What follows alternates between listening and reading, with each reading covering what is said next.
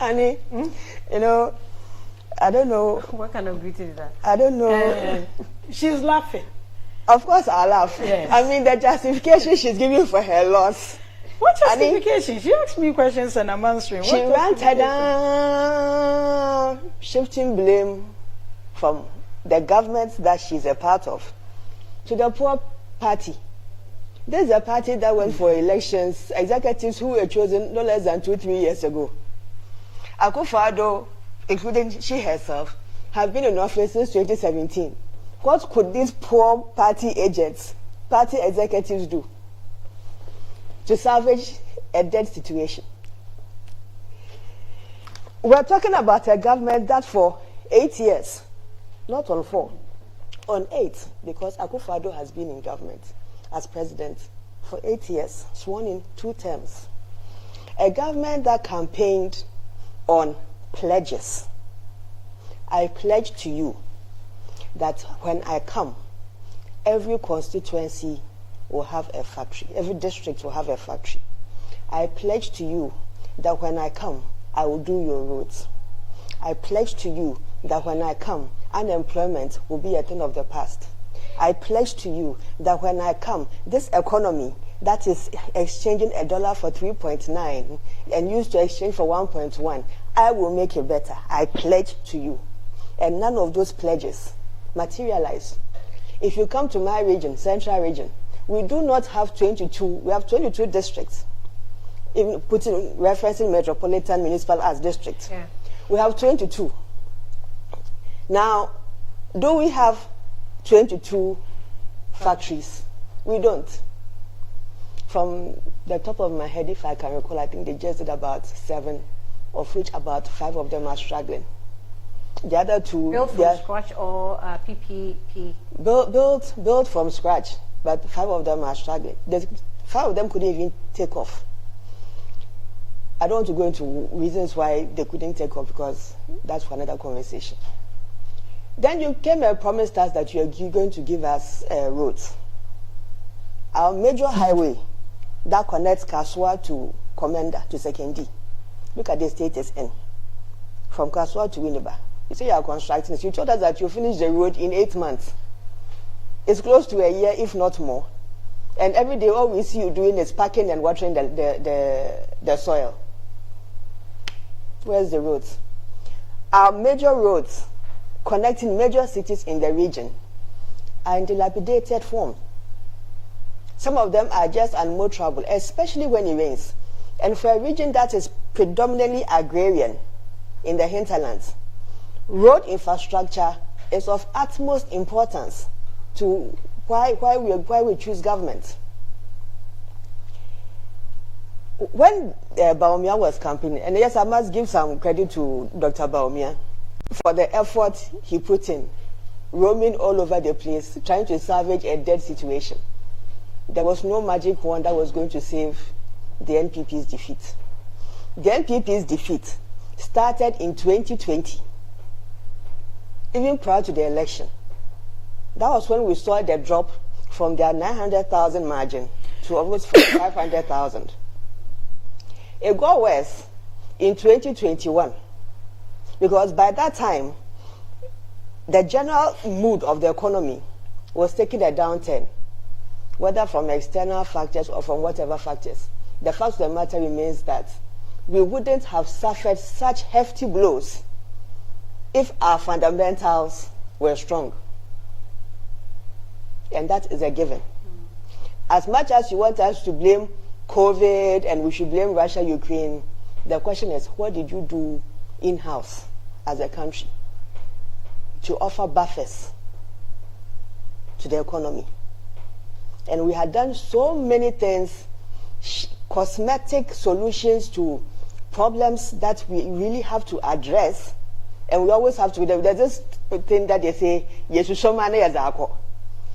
by 2022, everybody knew that things were in a bad state for Bawumia and Akufo-Addo. And in fact, for those of us who are calling for the sack of Ofori-Atta, he was just a sacrificial lamb. against the worst decadence that this country has ever experienced under any government. Look at the unbridled corruption. Look at the greed.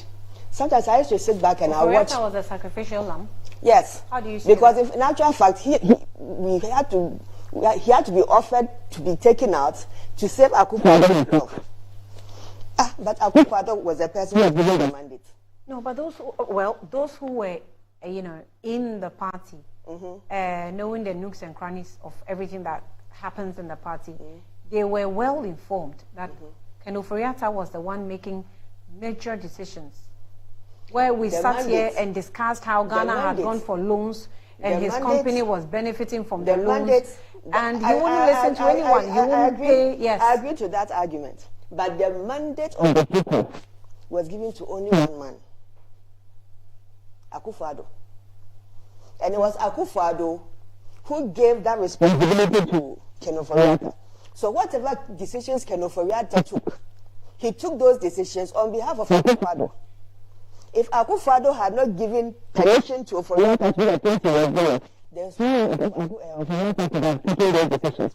Ofori-Atta on his own cannot go to the Eurobond market to go and borrow without cabinet approval, without the supreme authority of the president himself. Because at the end of the day, he's the one we are going to hold accountable for his government.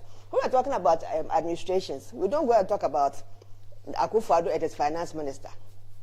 We talk about Akufo-Addo and Bawumia administration, the president and the vice.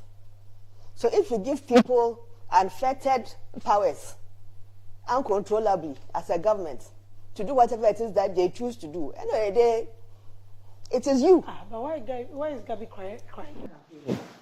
You know, when he came to Central Region, in Autu Senya East and Autu Senya West, they will send out a text message, even to those of us who will not vote for them, that he's coming to a certain location, so we should all meet up there.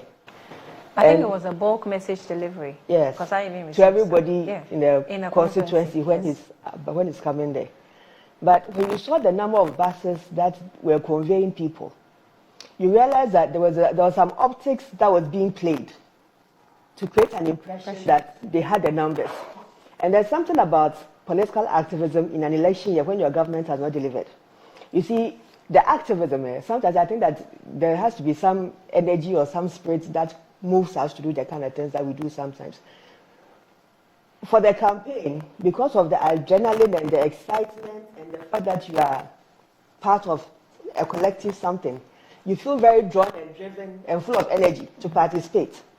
But the real challenge comes when on D-Day, you have to vote. Because whatever bad governance that the NPP has subjected us to for over the last 8 years, it didn't choose between CPP membership, PNC membership, GU membership, NDC, NPP. Everybody suffered equally. So when you sit back away from the political excitement, you have to take a decision on whose governance amongst the lot offers you a better future. You will not vote for your own candidate. So for them, that is why apathy was so high for them this election. Because the people will rather choose to stay home than to come and vote for what they know is not right. And you see, prior to the election, if not, I can say that for the last 2 years, many of the NPP people that I met, sometimes I don't even know them, but because of this job that we do, they will see you and then they will stop their cars and then start engaging in conversation. They will go like, hey, but I want this government out. I want everybody out. Akufo-Addo, Ken Ofori-Atta, Bawumia, everybody should go back. And then let us take our party and reform our party. So you could see that even within their own ranks, their own supporters were not happy with them. In fact, if you check the exit polls brought out by Musa Dankwa, it's clear that the support base, about a number of percentage shifted to the MPP, those who voted actually, not those who stayed at home, but those who voted. Some MPP members they voted for NDC. Voted NDC. Yes, because you are stuck with the choice. it's either you are going to, you should take a decision. Either you are abstaining, but when you get to the polls, the choice is clear to you that the people you belong with have not served your interest, but you want a better life, not just for yourself, but for the country.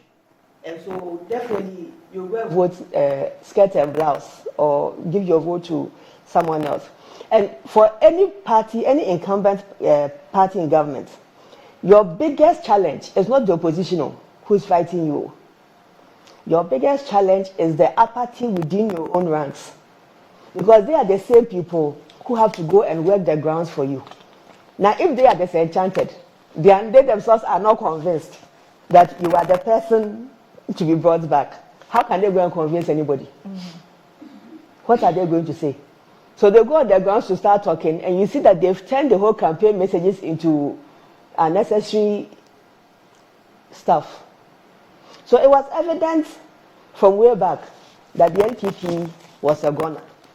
But I think that the result of the polls also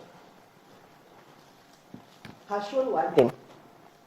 In 2016, the NDC took a whipping to silence it for everybody to see what the NPP will do. We've seen the result. In 2024, the NPP has taken a whipping and now giving the stage to NDC to also show what it can do. I think that it's important that we learn the lessons that befell the NPP in 2017 to 2024 and try not to repeat those same mistakes.